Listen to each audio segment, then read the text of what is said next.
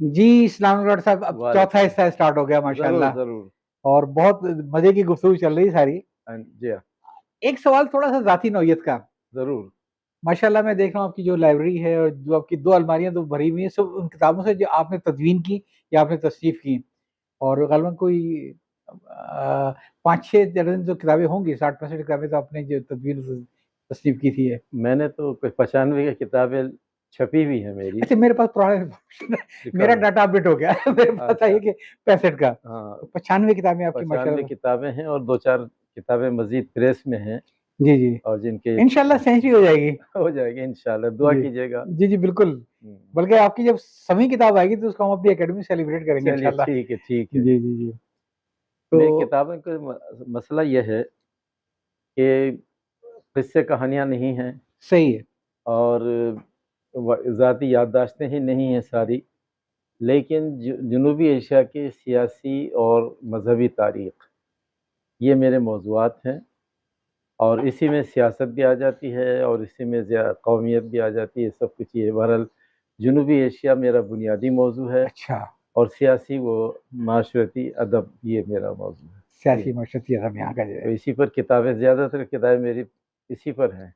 ले आपकी क्या कुछ किताबों के तराजम बाहर से भी छपे? जी हाँ, छपे हैं, अच्छा। जापानी में भी हैं और फिर बाहर भी हैं। अच्छा, अच्छा, अच्छा, अच्छा, अच्छा। जी हाँ, तो और ये तो ख़ासा बड़ा बाहर भी छपी हैं ये किताबें, इंडिया में भी बहुत छपी हैं हुँ। और दूसरे मुल्कों जापान में भी छपी हैं, ये। और माशाल्लाह इतना बड़ा आपका किताबों का ख़ज़ाना है, तो थोड़ा-सा और ज़ाती सवाल कि माशाल्लाह आपकी एक बेटी भी है, क्या उसको भी इतना कोई लिखने-पढ़ने का शौक है?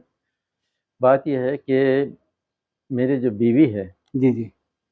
वो भी एक इल्मी घराने से ताल्लुक़ रखती हैं जी। और हैदराबाद, दक्कन के एक मारूफ़ दानिश्वर, मुसन्निफ़, तालिब इल्म थे अपने ज़माने के, मोहम्मद उमर महाजिर। उमर मुहाजिर साहब, ये तो नाम कुछ सुना हुआ लग रहा जी है। हाँ, ये कई पढ़ा यानी हुआ नाम है कहीं। काफ़ी शोहरत रखते थे अपने ज़माने में जी, जी। और पाकिस्तान बनने के फ़ौरन बाद जब यहाँ आए थे तो ये इससे वाबस्ता हुए रेडियो पाकिस्तान से, तो इल्मी और ये अदबी मुहाजिर का लफ्ज़ जो था इनके साथ पाकिस्तान बनने से पहले लगा हुआ था जी, या जी, बाद? जी, ये तो हमेशा इनके ख़ानदान में है ये नाम। अच्छा, अच्छा, अच्छा, अच्छा। ये हाँ, हाँ, हाँ। ये वो अरब कबीले से ताल्लुक़ रखते हैं जो पहले हिंदुस्तान आया था समझ गया, वो और इस हवाले से ये और मद्रास में आबाद हो गया जी, था। जी। ये वहाँ से ताल्लुक़ रखते हैं, समझ गया इसीलिए ठीक है। महाजिर जी, उस वक़्त जी। से लगाते हैं, ये हज़ार साल से समझ लीजिए। वरना 3 किस्म के मुहाजिर हैं, एक वो अरब से आए थे और एक जो हिंदुस्तान से यहाँ आए नहीं, नहीं, वो नहीं, और फिर तीसरी नस्ल वो भी आ गई है, जो अब यहाँ से हिजरत कहीं करके और जाके अमेरिका डाले। गई है। हाँ, तो वो एक है ना हाँ, कि हाँ, हाँ। मेरे बाप ने हिजरत की थी, मैंने नक़ल में कहानी, उनने सही, तारीख़ लिखी थी, मैंने कही कहानी। वाह, वाह, वाह, तो वाह! ऐसे यही बात है। तो ये वो पहले वाले ये मुहाजिर वो थे, पहले महाजिर जी जो उमर मुहाजिर अब साहब हाँ, जो अरब अरबस्तान आलम से आए अरब थे। से आए थे और मद्रास के जी, करीब समझ गया मैं। आबाद जी, हो जी, गए जी। थे। ये वही हैं और तो ये उनसे आपकी अहलिया जी, जो जी, है उनसे उनकी मेरी मेरी बीवी का ताल्लुक़ जी, उनकी जी, जो है जी, जी, जी। और वो साहिब तसनीफ़ थे, उमर अच्छा। महाजिर साहब। जी, जी। बहुत अच्छे मुक़र्रिर थे अपने ज़माने के जामिया उस्मानिया के जो तलबा की अंजुमन थी उसके सदर भी थे। यानी बहुत मशहूर रहे वो अपने ज़माने में वहाँ पर जामिया उस्मानिया में। फिर यहाँ आए रेडियो पाकिस्तान से मुंसलिक थे और उन्होंने किताबें लिखी वहाँ भी और यहाँ भी अच्छा। तो च चा मेरी उनकी किताबों में से 4 किताबें तो मेरी बीवी ने एडिट की हैं अच्छा, अच्छा, अच्छा, उनके अच्छा। इंतकाल के बाद। अच्छा, माशाल्लाह। ये बहरहाल खुशी की बात है कि उन्होंने ज़ाय नहीं होने दी। हाँ, हाँ, वो हाँ। बची-कुची जो भी किताबें थी उनको एडिट किया, शाये किया, 4 किताबें उन्होंने इस तरह छाप दी। समझ गया मुझे। मेरी बेटी जी। हम दोनों को देखती रही। जैसे आप अपने माँ-बाप को देखते मैं थे। अपने माँ-बाप को देखता रहा और सीखा जी, जी। और मेरी बेटी ने मुझे और मेरी बीवी को देखा और उसने किया। जब जापान में रहे, बहुत अच्छा माहौल हमें वहाँ मिला जी, था। जी। मेरी बेटी को भी बहुत अच्छा माहौल मिला और उसने वहाँ पर जापानी ज़ुबान में उबूर हासिल कर लिया। 5 हुँ। साल रहे नहीं वो 7 साल हम लोग रहे, तो 5 साल उसने वहाँ पर पढ़ा वो स्कूल और एक लिहाज़ से इस कदर उबूर हासिल कर लिया ज़ौक़ और शौक़ में कि कराची आई थी तो उसने यहाँ जापानी ज़ुबान पढ़ानी शुरू की। अच्छा, माशाल्लाह। कॉन्सुलेट में, हाँ, जापान का हाँ। यहाँ कॉन्सुलेट है, जापानी पढ़ाई जाती है, हाँ, तो वो यहाँ टीचर भी रही हाँ। और वहाँ से भी वो सीखती भी आई थी और ज जापानी और अंग्रेज़ी भी। तो तो अंग्रेज़ी में भी महारत है उसको और जापानी में भी महारत है, लेकिन ज़ाहिर है मादरी ज़ुबान उसकी उर्दू है। हाँ।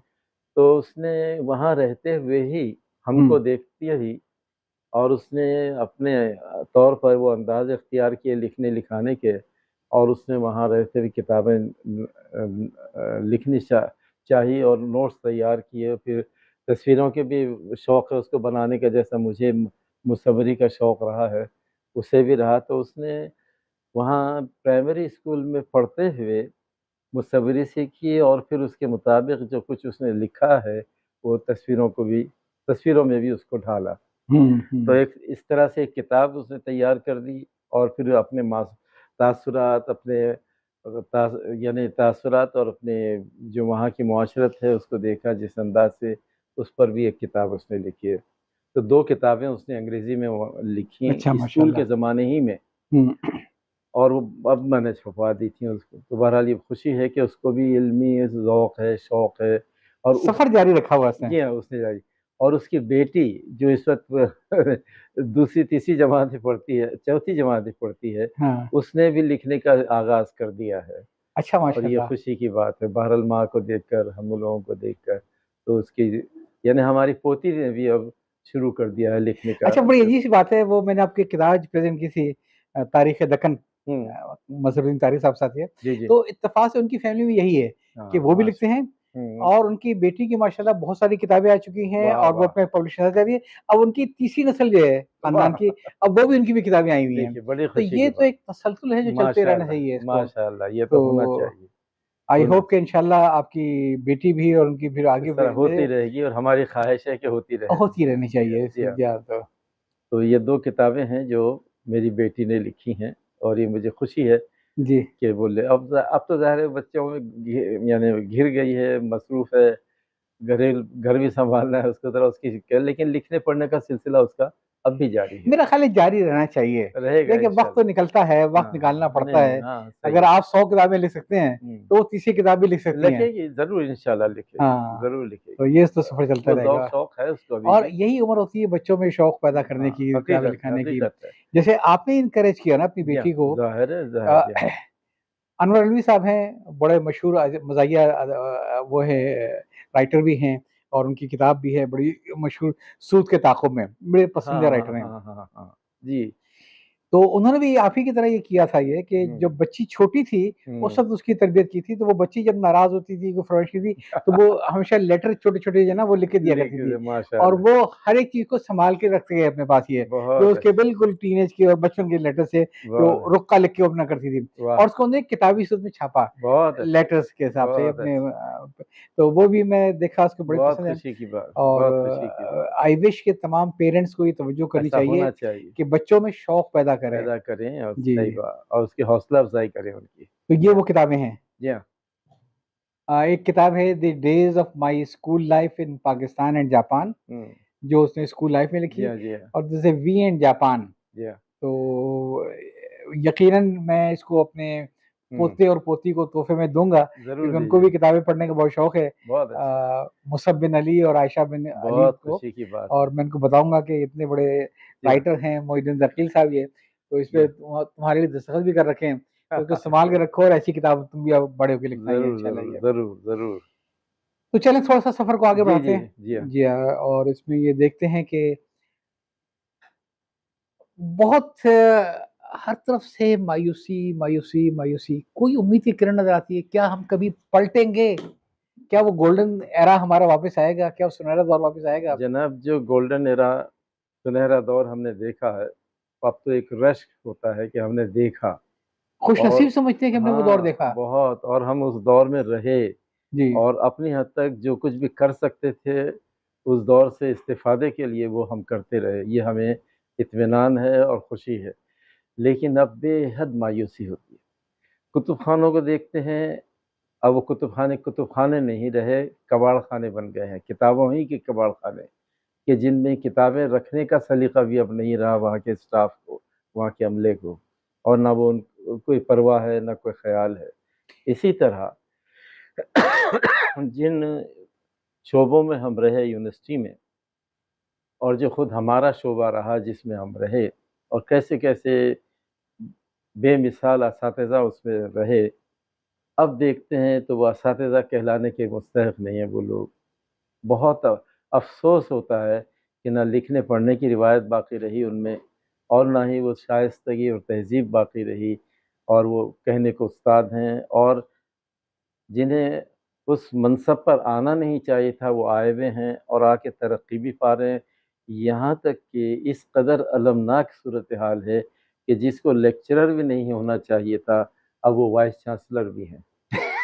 हकीकत है ये, मैं जानता हूँ कि जिस शख्स को मैंने वोट नहीं दिया था लेक्चरशिप के लिए, तकर्रुर के लिए, वो अब तरक्की पा कर वाइस चांसलर भी बन गए। और मेरे शोबे में भी ऐसे लोग थे कि जिनको सियासी तौर पर किसी काबिल नहीं होना चाहिए था, लेकिन बदतमीज़ और गैर शाइस्ता हैं, वो लेक्चरर भी हो गए एक सियासी जमात की सरपरस्ती में, सपोर्ट में, और वो भी प्रोफ़ेसर के ओहदे तक पहुँच गए। और वो क्या पढ़ाते हैं, उनके असातिज़ा तो जैसे थे उन्होंने देखा, लेकिन उसका असर नहीं लिया उन्होंने। और अब उनके जो शागिर्द हैं, वो उन्हें तस्लीम नहीं करते बतौर उस्ताद। ये अलमिया क्या की इज़्ज़त बात रह जाएगी फिर, वही मतलब ना, ये है ऐसा। टाइम और पास। जी हाँ, और अब वो मंज़र पर छाए हुए हैं, अदबी मंज़र पर शहर के। जी, जी, जी। अब वो इस तकरीब में जा रहे हैं, उसमें तकरीब में जा रहे हैं, सदारतें कर रहे हैं ये, सर आप तो लेकिन पेपर आउट कर देंगे। आप तो नाम लिए बगैर पेपर आउट कर देंगे, नहीं, क्योंकि सबको मालूम है यहाँ सिक्का बंद किस्म के सामीन हैं जी और हाँ। सिक्का बंद किस्म के मेहमान खुशी और नहीं, नहीं, साहिब सदर हैं जो हर तकरीब में नजर आते हैं। जी हाँ, ये है, ऐसा है, वाक़ई है, और मुझे हाँ, बहुत दुःख होता है ऐसा। तो आपने जो सवाल किया था, जब सूरत हाल ऐसी हो, तो इसमें बहुत कम इम्कान है कि हम माज़ी की तरफ जा सकें। माज़ी की शाइस्तगी को इख्तियार कर सकें, माज़ी की तहज़ीब और जो वो फ़रोग़ हमने पाया था, बॉन्डिंग नहीं रह गई है जो नहीं रही। टीचर की। जी हाँ, जी हाँ। आपने जिक्र किया अपने प्राइमरी स्कूल के उस्ताद इक़्तिदार साहब का हाय, जो है, हाय! क्या बात! तो मुझे भी याद है कि मैट्रिक तक मैं बहुत ही नालायक स्टूडेंट में था और जिसके बारे में असातिज़ा, फैमिली, दोस्त, अहबाब, क्लास, खुद मुझे भी यकीन था कि मैं कभी मैट्रिक पास नहीं कर सकता हूँ। होता है बाज़-औक़ात ये। हाँ, लेकिन वो उस दौर के असातिज़ा थे जिन्होंने एक पैसा ट्यूशन नहीं ली, छुट्टी के वाह, बाद भी वाह! बैठ के पढ़ाते रहे, वाह, वाह, वाह! घर बुला के पढ़ाते रहे कि भई हमारा लड़का कैसे फ़ेल हो जाएगा ये। हुँ, तो उनकी बरकतों से पास हुआ मैं अल्हम्दुलिल्लाह। मैं आपको सिर्फ़ एक बात कहूँगा कि मैं उस स्कूल में जाता रहा हुँ, और फिर माशाल्लाह जब अच्छी तरक्की हो गई, सब कुछ हो गया, तो जब भी मैं इस्लामाबाद जाता था तो सेक्रेटेरिएट मीटिंग वगैरह होती थी तो मैं पहले ही जाता था अपने स्कूल के अंदर वाह! और अपने हेडमास्टर साहब के घुटनों पे हाथ लगा के उनके मैं दुआएँ लेता था। ये ओहो! मेरी आदत थी है। वो उस वक़्त के हेडमास्टर अभी भी मौजूद थे उस वहाँ? वक़्त तक मौजूद थे वो। वाह, वाह, वाह! तो एक दिन मैंने उनसे एक बात पूछी, हुँ, हम लोग उनको भाईजान कहते थे। अच्छा, तो मैंने उनसे पूछा कि भाईजान अब ये स्कूल वो वाला स्कूल नहीं रहा, क्योंकि हाँ, हमारे ज़माने में जो चीज़ें थी वो बिल्कुल ठीक, डिफरेंट थी। ठीक, ठीक। अब तो देखा मैंने कि बाहर धूप में असातिज़ा बैठे हुए अखबार पढ़ रहे हैं, भाई करीब में बच्चे गालम-गलौच कर रहे हैं। हमने कभी अपने बचपन में सोचा भी नहीं था ये, हुँ, कि कोई ऊँची आवाज़ में बोल देगा, कोई सही बात होगा। है, हमने सही तो बात। वो दौर देखा था इस स्कूल का कि जहाँ मालूम हुआ कि वज़ीर ज़राअत साहब आए हुए थे, बहुत बड़ा जलसा था। हाँ, अज़ान का वक़्त हुआ, खड़े होके अज़ान दी, लोग फिर नमाज़ पढ़ने चले गए ये। वाह, वाह! वो तरबियत थी स्कूल की। हाँ, तो ख़ैर मैं मुख़्तसर से कहूँ कि मैंने उनसे कहा कि भाईजान अब ये वो स्कूल नहीं रहा। हुँ, उन्होंने एक जुमला कहा था हुँ, कि बेटा अब यहाँ पे उस्ताद नहीं रहे, यहाँ पे गवर्नमेंट सर्वेंट आ चुके हैं सारे। यही बात, यही हुआ है, तो तालीम यही के बात। शोबे में जो लोग गवर्नमेंट सर्विस में आ गए, चाहे वो स्कूल है, चाहे हुँ, कॉलेज है, चाहे हुँ, यूनिवर्सिटी हुँ, है, हुँ, हुँ। उनको उनकी औकात से कहीं ज़्यादा पैसे मिल रहे हैं, बिल्कुल सही, कई ठीक गुना है? ज़्यादा मिल कई रहा है। गुना। अगर वो प्राइवेट स्कूल में वो लड़कियाँ पढ़ाएँगी तो हुँ, उनको हुँ, बेचारी को 12,000 नहीं मिलेगा नहीं और मिलेगा। वहाँ उनको लाख-लाख रुपए, 1.5 लाख जी रुपए हाँ, जी मिलते हाँ, हैं। जी हाँ, बिल्कुल ऐसा है। लेकिन ये असातिज़ा जो हैं, हुँ, जो इतने भाषण देते हैं, ये अपने प्रोफ़ेशन से इंसाफ़ नहीं कर रहे हैं। नहीं कर रहा, बिल्कुल हकीकत है, मुशाहिदा है साथ ये, और तजुर्बा उसका है। जो मैंने शुरू किया आपसे पहले कहा था कि जिसका सबसे बड़ा फ़र्क ये है कि ऐसे असातिज़ा जो थे, हमें लगते थे कि बड़े बेवकूफ़ हैं, कि हुँ, एक पैसा लिए बगैर पढ़ा रहे हैं। लेकिन हुँ, जो कमाई कर गए, वो तो नेकियों सदक़ा की जारिया, नेकियाँ कि आदमी कौन से ऐसा मुकाम होता है जहाँ उनके लिए दुआए खैर नहीं करता है। बिल्कुल सही बात, बिल्कुल सही है, ऐसे ही तो है। मायूसी बहुत है, आपने बिल्कुल सही कहा। बहुत ना वो मायूसी, ना वो लाइब्रेरियाँ रही हैं, ना नहीं, कुतुबखाने रहे हैं सही और बात, सबसे बड़ी बात है कि ना वो उस्ताद रहे हैं। सही बात, तो हकीकत। हमें जब तक ये स्ट्रक्चर को हम सही नहीं हुँ, करेंगे, हुँ, हुँ। उस हद तक कॉस्मेटिक चेंजेस से कोई काम नहीं नहीं हो बनेगा। सकती, नहीं हो आप तो सकती। एक रोल है ना कि जो आदमी लेक्चरर बनने के काबिल नहीं था, हाँ, वो यूनिवर्सिटी के वाइस चांसलर तक लोग पहुँच जाते हैं। वाइस चांसलर तक अब तो बना है। कानून बदल दिया उन्होंने, जी हाँ, अब तो किसी को भी उठा के वाइस चांसलर बना देंगे ये। बिल्कुल बना ऐसा भी हो रहा है, जी, ऐसा भी अब तो हो रहा है। कानून नया आ गया ना कि इसके लिए हाँ, कोई एकेडमिक रिकॉर्ड ज़रूरत नहीं है, कुछ बल्कि नहीं, एक आदमी। पीएचडी पीएचडी होना भी ज़रूरी नहीं हो जी, रहा अब। जी। ये भी है।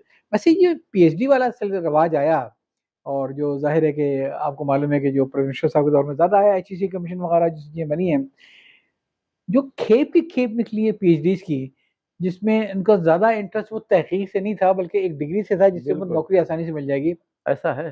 तो वो बड़ा कुछ ऐसा नहीं लगता जैसे घट गए इंसान बढ़ गए साहेब, कि डिग्री तो उनको मिल गई पीएचडी की, हुँ, लेकिन उनके इल्म में वो डेप्थ नहीं है। सही है। ये है, ये भी एक वाक़या जी, है और हकीकत है, लेकिन इसके बरअक्स भी है कि अगर 50 आदमी निकले हों पीएचडी तो उनमें 2, 4, 5 तो ज़रूर अच्छे होते हैं यकीनन और वो ज़्यादा होंगे। हाँ, और वो इस काबिल थे कि उनको पीएचडी की सनद मिल जाए। तो बहरहाल मैं देखता हूँ, तजुर्बा मेरा है, 50 साल से ज़्यादा मैं इस माहौल में रहा हूँ जहाँ पीएचडी करवाना था।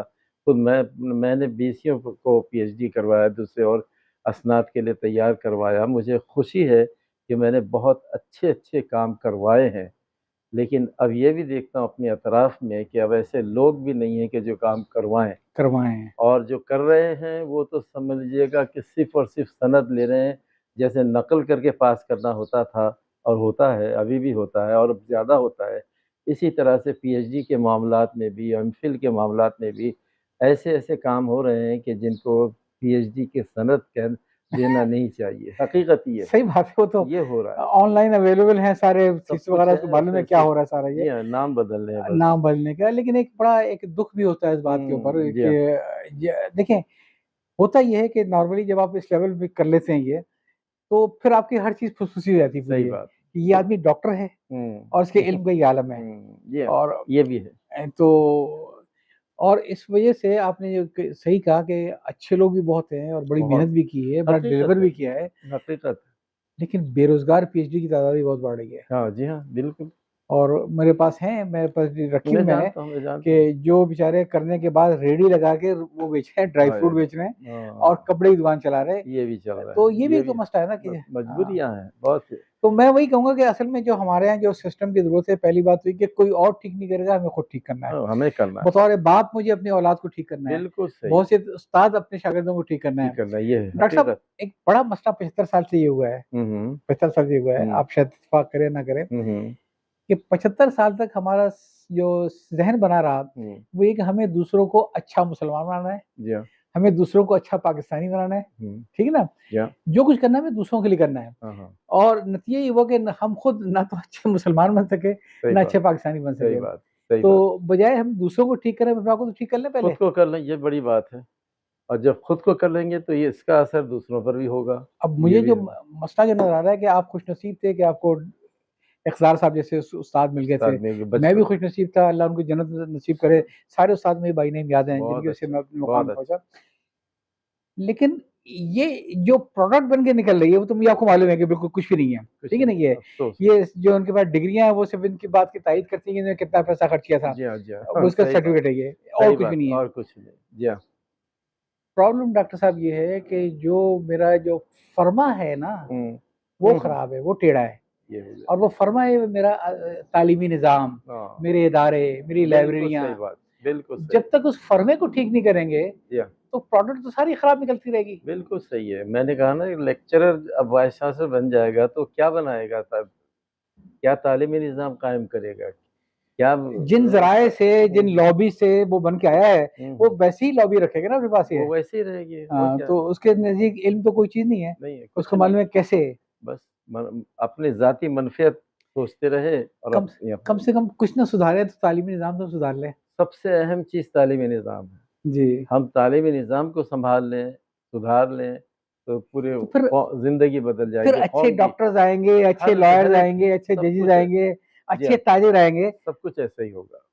तो इसमें तो फ़र्द को खड़े होना पड़ेगा जी, बिल्कुल सबको कि खड़े होना ज़िंदगी एक ही बार मिली है बिल्कुल आप और कुछ इसमें नहीं किसी एक की ज़िंदगी बदल दो। जी, जी, बिल्कुल सही है। यही हो काश कि ऐसा हो जाए, लेकिन खुदा करे। गवर्नमेंट स्कूलों वगैरह में बड़ा मामला बड़े बहुत, ख़राब है। बहुत मैं गवर्नमेंट क्या, जानता हूँ। प्राइवेट स्कूलों में भी जो है, हाँ, हाँ, रुपया पैसा जो है वो स्टेटस सिंबल बन सब गया है, कुछ है। तालीम के अंदर भी। जी हाँ, जी हाँ। जिस किस्म का माहौल है यूनिवर्सिटीज़ हुँ, का, प्राइवेट यूनिवर्सिटीज़ का, हम यहाँ डिस्कस नहीं करें तो बेहतर है। लेकिन बेकार सबको सब हासिल मालूम है। हाँ, जी हाँ, सही बात है, हासिल कुछ नहीं इससे। बहुत अफ़सोस है। तो बात फिर वही आती है कि मुस्तक़बिल हमें इन हालात में जब तक कोई स्ट्रक्चरल चेंज ना आए, तो मुस्बत में मुस्तकबिल में हमें कोई उम्मीद नजर कुछ नहीं आ रही है, बज़ाहिर तो कोई उम्मीद नहीं है, उसको ठीक करना पड़ेगा। या कोई बहुत बड़ा इनकलाब आए तो आप भी एक उस्ताद भी रहे हैं, जी हाँ। इस प्रोग्राम के तवज्जुह से आप अपने शागिर्दों से क्या कहेंगे कि अगर उन्हें उन्हें भी बनना हो डॉक्टर मोइनुद्दीन अकील, उनको भी 100 किताबें अगर लिखनी हो, वो कौन-सा ऐसा करिश्मा है, वो कौन-सी ऐसी गिद्दड़ सिंगी है, जिसके तहत वो इतनी ये सब चीज़ें कर सकते हैं? बस वक़्त दिल का तो हर एक के चाहता है ना, जी हाँ, वक़्त का सही इस्तेमाल, वक़्त का सही इस्तेमाल। बस वक़्त का मसरफ़ हो, उसका इस्तेमाल हो और मकसद हो। किसी मकसद के तहत तालीम हासिल करें और वो तालीम मनफ़ियत पे पहुँचाए कौम को, निसाब बेहतर हो और जो मुआशरा है, जो तालीम जिसको दी जा रही है, वो मुआशरा बेहतर हो। ये सब कुछ ऐसी चीज़ें हैं कि जिनके बारे में हमें संजीदगी से सोचना होगा और मनफ़ियत को छोड़कर, ज़ाती मनफ़ियत को छोड़कर कौमी और मुल्की मनफ़ियत को सोचा जाए और तालीम के जो हकीकी मकासद हैं, वो मकासद पूरे किए जाएँ। ये नहीं कि आपने जो पहला नुक्ता दिया ना वक़्त का बेहतरीन इस्तेमाल, बिल्कुल, आधी कहानी तो वहीं तो कंप्लीट हो गई ना ये। बिल्कुल हो जाती है। और ये अल्लाह ताला की नेमतों में से एक जी हाँ, जी नेमत हाँ। है कि उसने सबको दिन में 24 घंटे दिए हैं। जी हाँ, किसी बिल्कुल, सेठ का दिन जो है ना वो 80 घंटे का नहीं है नहीं है, और सही है। किसी गरीब को जो है ना वो 8 घंटे नहीं मिले हैं। नहीं, नहीं, तो जो खेल है डॉक्टर साहब वो बस सारी कि वही वक़्त को आप कैसे बेहतर इस्तेमाल करते हैं। वक़्त मसरफ़ सही हो वक़्त का और कुछ और दूसरा ये कि ऑब्जेक्टिव क्लियर हो कि करना क्या है? हाँ, करना क्या है और क्यों करना है ये, करना क्या है और क्यों करना है? बस और इससे मैं लोगों की ज़िंदगियों पे कैसे असरअंदाज़ हो सकता हूँ बिल्कुल ये। सही है, ये हो सकता तो टाइम मैनेजमेंट मेरे ख़्याल एक बड़ी इम्पोर्टेंट चीज़ है और शायद जो लोग आपकी तरीके से टाइम को मैनेज कर लेते हैं, वो फिर 100 किताबें भी छाप सकते हैं अपनी है। बिल्कुल सही है, बिल्कुल सही है। क्योंकि उनको मालूम है मुझे कब क्या कैसे करना है ये। तो हुँ, आप अपने शागिर्दों को पहली बात तो ये कहेंगे कि वो वक़्त की कदर करें। कराची में जो मैं माहौल देख रहा हूँ, हाँ, हाँ, यकीन करें, लोग सारी-सारी रात जो है ना, या तो मोबाइल फ़ोन के ऊपर लगे रहते हैं, बिल्कुल ऐसा ही है। या वो नाइट क्रिकेट हो रहा है, जी हाँ, जी हाँ, या वो चाय हाँ, खाने बैठे हुए हैं। आजकल ये सिलसिला भी हो गया, हाँ। और सुबह जो कि हज़ूरी का वक़्त होता है, उस हुँ, वक़्त सब पड़े सो रहे होते हैं, सो रहे होते हैं। जी हाँ, ठीक मैं है? जान हालाँकि आइडियल टाइम जो हुँ, है हुँ, वो बिल्कुल सुबह के औकात का होता है। सही आपके बात। आइडियल टाइम लिखने-लिखाने कौन से होते हैं?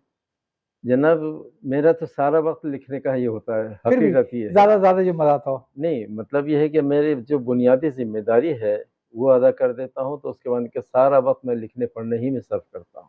एक तो ये वक़्त का बेहतरीन इस्तेमाल। बेहतरीन इस्तेमाल वक़्त और कभी वक़्त ज़ाया नहीं करता। एक और बात मैं आपसे अर्ज़ करूँ कि मुझे ज़िंदगी में बहुत कामयाबियाँ मिली अल्हम्दुलिल्लाह, अल्हम्दुलिल्लाह। और उन कामयाबियों के पीछे एक सिफ़त है, एक वصफ़ है, जिसकी बुनियाद पर मैं समझता हूँ कामयाबियाँ मिली और वो है वक़्त का इस्तेमाल, लेकिन वक़्त की पाबंदी। वक़्त की पाबंदी।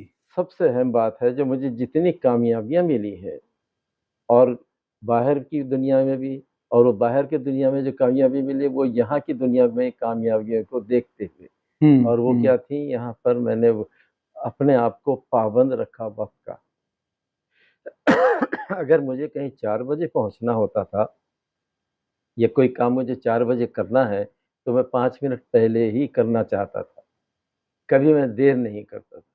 यानी मुझे हमेशा जो कुछ भी काम दिया जाता था, ये जो क काम मुझे करना होता था, 5 मिनट पहले मैं पहुँच जाता था वहाँ हुँ। और ये करता था। और ये चीज़ें ऐसी थी जो दूसरों को नज़र आती थी और जो मुतल्लिक़ीन होते थे, वो देखते थे कि मैं वक़्त के पाबंद हूँ। गैर मुल्की इस मामले में बहुत अहमियत देते रहे। खुशबू जापानी। जी, वो भी हाँ। और दूसरे भी। तो यानी मैं जापान में इतना वक़्त गुज़ारता रहा, उसमें सबसे बड़ी वो जो सबब है या सिफ़त है, वो वक़्त की पाबंदी है। उसी वजह से मुझे ऑफ़र मिले, उसी हुँ। वजह से मुझे इटली का भी ऑफ़र मिला। भई ये सीखने की बातें सारी है। हाँ, हाँ। तो इस तरह से जो वक़्त की पाबंदी है, वो मुझे बहुत कुछ दिया है उसने, वक़्त हुँ, की हुँ। पाबंदी ने। और वक़्त की पाबंदी ही से मुझे कामयाबियाँ मिली हैं, ऑफ़र मिले, पेशकश हुई है, मुलाज़मतें अच्छी से अच्छी मिली, मनासिब मुझे अच्छे से अच्छे मिले, सिर्फ़ इस सिफ़त को देखते हुए कि मैं वक़्त का पाबंद हूँ और वक़्त की पाबंदी ही से सब कुछ मुझे और मेरे ख़्याल है मैसर आया। वही कौमें भी कामयाब होती हैं जब मिन वक़्त हैसुल मजमूई जी, आपको ये मालूम है कि हर आदमी अपने वक़्त का पाबंद है, जी हाँ, ये हर है। आदमी अपने अहद का पाबंद है। जी हाँ, ये है और तो ये मैं जापानियों में देखता रहा जी, जी। और भी दूसरी कौमों में भी देखा है। तो बहरहाल हमारी कौम में ये सबसे बड़ी कमज़ोरी है कि हम वक़्त की कदर नहीं मुझे इस पर याद आया कि यहाँ कराची के अंदर ही एक बहुत बड़े कोई मैन्युफैक्चरिंग का इदारा था, जो जैपनीज़ की इन्वेस्टमेंट थी और उसमें जैपनीज़ एम्प्लॉइज़ भी काम करते थे, ये सच्चा किस्सा है। तो उनके बॉस ने एक दिन अपने जो जापानी की जो टीम के लोग थे, उनको कोई एक असाइनमेंट दिया कि भाई ये मुझे चाहिए, तो उन्होंने कहा जी कितना टाइम है, तो उनका भी एज सून एज पॉसिबल। तो उन्होंने फिर पूछा कि कोई स्पेसिफिक टारगेट डेट, तो कहने नहीं एज सून एज पॉसिबल। कहने अगले दिन गए तो मालूम वो जापानी लगे हुए काम कर रहे हैं, रात को घर नहीं गए।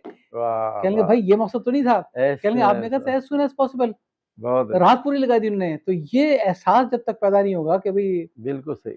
और हम हमारे कर यहाँ तो एक बड़ा मसला ये है कि जो आदमी वीआईपी है वो तो हमेशा लेट आएगा ना, बिल्कुल, और बाकी जो टाइम पे आ गए वो सारे गधे हैं। हमारे यहाँ ऐसे ही है।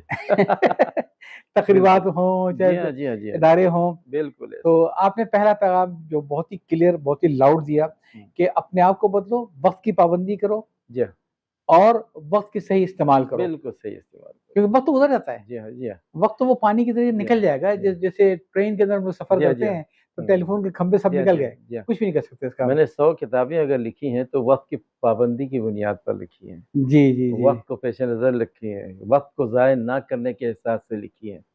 अगर वक़्त को ज़ाया करता तो फिर वो इतनी लिख भी नहीं पाता, ये भी हो सकता है। ये आप जी। नक्काद भी हैं, आप कभी ज़ाती तौर पे किसी कंट्रोवर्सी में कभी उलझे या किसी ने उलझाया हो कभी, जहाँ के नक्काद के बारे में कहते हैं ना कि फिर वो एक उसमें वो भी आता है कि ये फलाँ ग्रुप के हैं, ये फलाँ ग्रुप के हैं। नहीं, मैं किसी ग्रुप से मुंसलिक नहीं रहा, हुँ। लेकिन नुक़्ता नज़र के एतबार से मैं यूँ समझिए कि रासिख़ुल अक़ीदा हूँ और दाएँ बाज़ू का हूँ, हुँ। यानी लेफ्टिस्ट नहीं। और मुझे यही बात पसंद है कि जो पाकिस्तान का नज़रिया है, वो नज़रिया रासिख़ है और हमें उसकी पाबंदी करनी चाहिए, उसका लिहाज़ करना चाहिए। सही बात है ये। और बाकी दूसरे नज़रियात वग़ैरह तरक्की पसंदी और ये इश्तराकियत, ये कुछ भी मेरे लिए मायने नहीं रखती। आपकी जो शायद पहली किताब जो थी वो तहरीक-ए-पाकिस्तान और मौलाना मोदी के जी बारे में हाँ, थी, जी हाँ। ठीक है? हाँ, और जो आपने ग़ालिबन कोई बहुत अर्ली इसमें लिखी थी किताब ये। जब मैं तालिब-इल्म ही था एक लिहाज़ से। हाँ, हाँ, तो ज़ाहिर है उस किताब का मौज़ू बताता है कि आपका ज़हनी रुझान किस तरफ बिल्कुल था हाँ, ये। जी वो था उधर हाँ। जी, एक और उस सवाल। ज़माने में ज़्यादा कशमकश थी हमारे माहौल में। जी, जी, जी, हमारे जी। आस-पास में जी। तालिब इल्म के दौर था, ये यूनिवर्सिटियों में भी इश्तराकियत और इस्लाम ये दोनों चीज़ें आपस में एक-दूसरे से जी हाँ, वो तो मुतसादिम थी। बहुत पहले से। तो अब इश्तराकियत या इस्लाम, अब इस्लाम है तो उसका अब एक असल में अलामत अब के वो कम्युनिस्ट पार्टी तो खत्म हो गई, लेकिन उस खत्म ज़माने में जो थी कि कम्युनिस्ट पार्टी की जो बहुत हाँ, बगल बहुत बच्चा जो तंजीमें थी, लिटरेरी जो जी, सर्कल थे, जी, जी, तबके पसंद जो बहुत है, थे, बहुत स्टूडेंट तंजीमें थी, तो वो एक बड़ी एक जी हाँ, जी हाँ। उनका अपना एक इन्फ्लुएंस था बहरहाल, जी, बिल्कुल जो था। अब वो अपना आहिस्ता-आहिस्ता अपना गिरफ्त कम हो लूज़ कर गया, चुके हैं। खत्म हो गया, जी हाँ। तो बहरहाल उस ज़माने में इस्लाम और इश्तराकियत 2 अहम चीज़ें थी। बाद में कैपिटलिज़्म आया। वो जो भी है, जी, लेकिन हम इश्त इस्लाम की जी। बुनियाद और इस वक़्त एक मिसाल थे, नुमाइंदा थे मौलाना मौदूदी के नज़रियात और जी, उनके जी, जी, ख़यालात। जी, जी, जी। एक चूँकि आपने काफ़ी इस पे रिसर्च की, काफ़ी देखा है, तो मैं ज़ाहिर है कि मेरा भी रुझान उसी तरफ है, हुँ, ठीक हुँ। है?